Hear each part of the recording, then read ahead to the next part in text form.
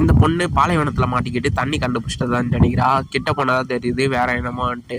இப்போ பின்னாடி பார்த்தீங்கன்னா ஏதோ கத்துற மாதிரி சவுண்டு கேட்குது. இந்த பொண்ணு திரும்பி பார்க்குது. பார்த்தா அங்கே ஒரு குதிரை ஒன்று நிற்குது.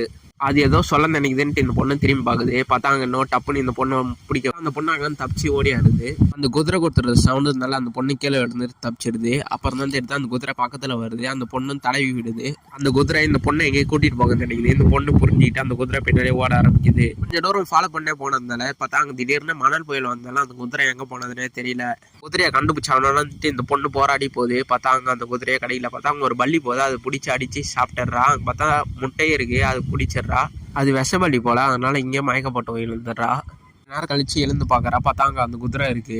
எழுந்துருச்சு அந்த குதிரையை திருப்பி ஃபாலோ பண்ண ஆரம்பிக்கிறான். அங்கே நிறைய மரம்லாம் இருக்கு. அந்த குதிரையும் ஒரு இடத்துல போய் நிற்கிது. அந்த பொண்ணு அந்த இடத்துல போய் தோண்டி பார்க்குறான். அங்கே பார்த்தா நிறைய தண்ணி வர ஆரம்பிக்குது. அந்த தண்ணி இந்த பொண்ணு குடிச்சு அந்த குதிரைக்கும் ஊட்டி விட்டுறா. திருப்பி அங்கே வந்து நடக்க ஆரம்பிக்கிறாங்க. ஒரு இடத்துல வினோதமாக இருக்கு. அங்கேருந்து பார்த்தா தேல் மாரி ஒன்று வந்து அந்த பொண்ணு அட்டாக் பண்ணுது.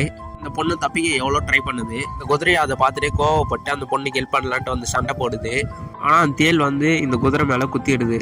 இதை பார்த்த இந்த பொண்ணு மந்திர சத்தியை வச்சு அந்த தேலை கொண்டுடுறா.